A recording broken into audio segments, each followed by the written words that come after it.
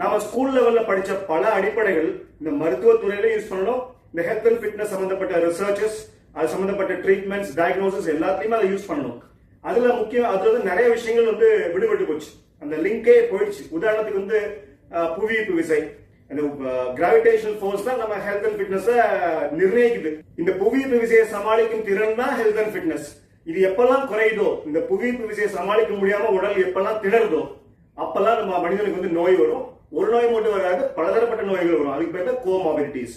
இப்ப உடல் இயக்கம் அப்படின்னா அதுல இன்னொரு விஷயம் உங்களுக்கு விடுபட்டு போச்சு. அது என்னன்னா பவர். பவர் வந்து ஒரு கொடுக்கப்பட்ட ஒரு எக்ஸசைஸோ ஒரு பிசிக்கல் ஆக்டிவிட்டியோ எவ்வளவு சீக்கிரம் முடிக்கணும், அந்த டைம்ங்கிற ஃபேக்டர் உள்ள வந்துடும். இப்ப நம்ம மெஷின்ல பாத்தீங்கன்னா எல்லாம் நம்மளுக்கு பொறுமையே கிடையாது. எந்த மெஷின் எடுத்தாலும் வேகமா வேலை செய்யணும்னு நம்ம நினைக்கிறோம். ஆனா நம்ம உடம்பு எந்த எக்ஸசைஸ் டாஸ்கா இருந்தாலும் சரி, யாருக்கா இருந்தாலும் சரி, அவங்கவுங்க உடலுக்கு ஏற்ற ஒரு எக்ஸசைஸ் டிசைன் பண்ணி கொடுக்குறப்போ அந்த எக்ஸசைஸை எப்பெல்லாம் அவங்களால ஃபாஸ்டா பண்ண முடியுதோ, without losing control, without losing form, அப்பெல்லாம் வந்து அந்த டைம் ஃபேக்டர் வந்து அந்த டைம் எப்பெல்லாம் கம்மியாகுதோ அப்போ ஃபிட்னஸ் இம்ப்ரூவ் ஆயிடுச்சுன்னு அர்த்தம்.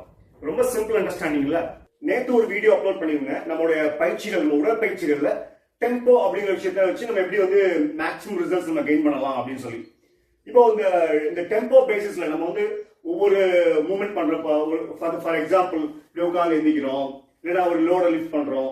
இப்போ லிஃப்ட் பண்றதுக்கு ஒரு டைமிங் நம்ம வந்து செட் பண்ணி வைக்கிறது, அப்புறம் ரிலீஸ் பண்றதுக்கு ஒரு டைமிங் நம்ம வந்து ப்ரீசெட் பண்ணி வச்சு, அந்த ப்ரீசெட் பண்ணி வச்சு அந்த பேஸ்ல நம்ம பண்ணணும் அப்படின்னா அந்த செட் வந்து முடிக்கிறது ரொம்ப டைம் ஆயிடும்.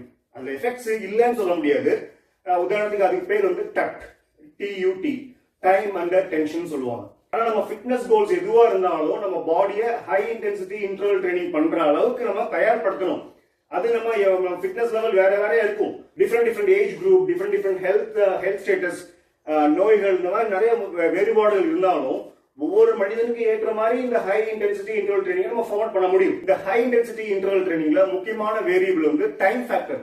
ஸோ எப்படின்னா நம்ம அந்த ஒர்க்கை வந்து ஹார்டா இருந்தாலும் எவ்வளவு ஃபாஸ்டா முடிக்க முடியுமோ அந்த மாதிரி அந்த ஒரு மெஷின் எப்படி எஃபிஷியன்டா ஒரு வேலையை செஞ்சு முடிக்குதோ அதே மாதிரி நம்ம பாடி எஃபிஷியன்டா ஹார்டா இருக்கிற டாஸ்க் கூட சீக்கிரம் முடிக்கிறதுக்கு ட்ரை பண்ணணும். நம்ம அந்த ஃபிட்னஸ் கோல் நோக்கி போறப்போ நம்ம வந்து இந்த கான்சென்ட்ரிக் ஒர்க்கையும் ரொம்ப ஸ்லோவா, இந்த எக்ஸென்ட்ரிக் ஒர்க்கையும் ரொம்ப ஸ்லோவா பண்ணோம் அப்படின்னா அந்த ஹை இன்டென்சிட்டி ஃபார்மட்ல அது ஃபிட் ஆகாது. இப்போ 10 கிலோ டம்பல்ஸ் வச்சு முதல்ல கிராஜுவலா இந்த அசெண்டிங் போர்ஷன், அப்புறம் கிராஜுவலா டிசெண்டிங், இது வந்து 5 தடவை பண்ண போறேன். இதை பண்ணும்போது எவ்வளவு டைம் கன்சப்ஷன் ஆகுதுன்னு பார்க்கலாம்.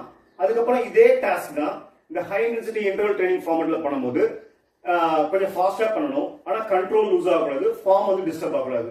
அப்படி பண்ணும்போது டைம் கன்சம்ஷன் என்ன அதையும் பார்க்கலாம்.